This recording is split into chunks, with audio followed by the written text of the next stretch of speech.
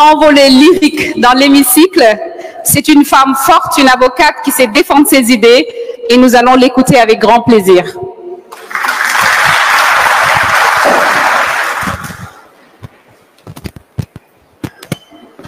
Merci à notre excellente maître de cérémonie, Monsieur le Président de l'Assemblée nationale, Mesdames, Messieurs les membres du bureau, très chers collègues, Mesdames, Messieurs les invités, Mesdames, Messieurs les membres du personnel de l'Assemblée nationale, Mesdames et Messieurs. Monsieur le Président de l'Assemblée nationale, le 12 décembre 2024, on était à notre deuxième réunion du bureau de l'Assemblée nationale. Vous aviez alors annoncé à l'ensemble des membres présents à cette réunion les réformes que vous comptiez engager au nom de l'institution parlementaire.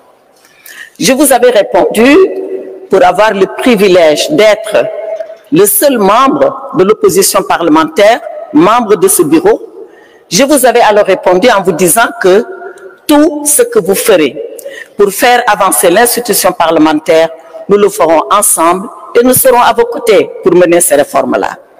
Et c'est la raison pour laquelle je me réjouis de ce que ce matin, 6 mois après, nous sommes en train de voir les premiers résultats de cet engagement solennel que vous aviez alors pris devant vos collègues.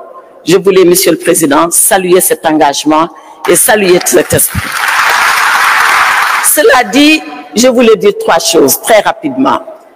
La première chose, c'est sur ces réformes. Je pense qu'elles arrivent à temps. L'institution parlementaire le mérite. Elle le mérite depuis longtemps d'ailleurs. Mais tout arrive à point pour qui sait attendre. C'est ce que dit l'adage. Et c'est cet adage-là qui nous vaut la présence de toutes ces éminentes personnalités ce matin.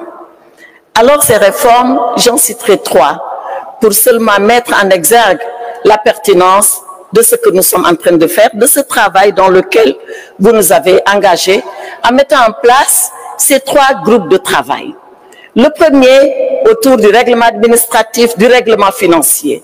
Et nous constatons que certains travailleurs ici sont régis par des textes, on l'a dit, obsolètes, datant de 1963 pour ce qui est du règlement financier, datant de 1985.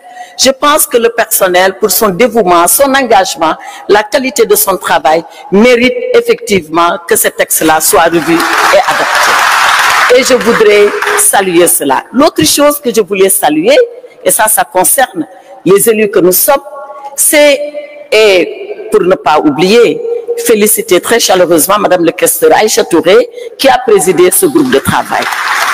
L'autre groupe de travail, et je voulais également saluer cela et saluer l'honorable député, le professeur Mohamed Sall, qui l'a présidé, c'est sur le groupe de travail sur l'évaluation des politiques publiques et saluer la pertinence. Nous les députés, on nous enseigne, on nous a toujours dit, c'est même prescrit par la Constitution, la loi organique, que notre travail consiste, 1, à voter les lois, on le fait, 2, à contrôler le travail de l'exécutif, du gouvernement, on le fait, 3, à évaluer les politiques publiques. Et je m'arrête là. Personne ne nous dit comment évaluer les politiques publiques. Et il a fallu que vous mettiez en place ce groupe de travail pour qu'on puisse avoir la procédure, l'ordonnancement, la façon d'évaluer les politiques publiques. Et c'est une des branches les plus importantes de la mission qui nous est assignée et qui fait même partie de notre mandat. Donc je voulais saluer la personne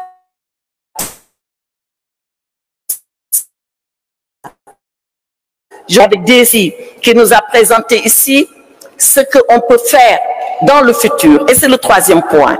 Qu'allons-nous faire pour le futur? Pour le futur, Monsieur le Président a laissé le beau château blanc à venir assister à nos travaux. Lui aussi fait partie de l'institution parlementaire. C'est l'inclusion totale de Monsieur le Président. Voilà, ça va jusque-là.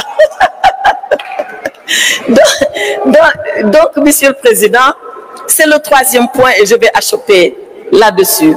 Le 3e point, notre collègue Tafsir Thioye a commencé à l'évoquer. Et le DSI, que j'ai félicité en lui disant en réunion de bureau, si vous faites de ce vieux bâtiment historique qui est un patrimoine, je dis même pas national, mais panafricain.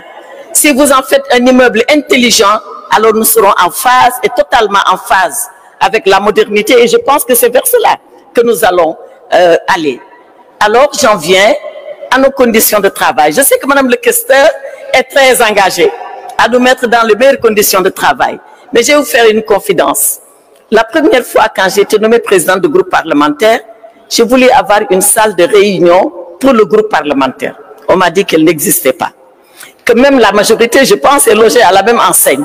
Que nous allons emprunter des salles selon la disponibilité. Et comme très souvent, elles sont très occupées et comme elles ne sont que deux, vous voyez un peu la raréfaction de l'outil de travail de ce point de vue. Alors, Monsieur le Président, je vais peut-être enfoncer des portes ouvertes, mais je vous engage, Monsieur le Président, à trouver ces salles fonctionnelles, polyvalentes, pour que nous puissions travailler dans d'excellentes conditions.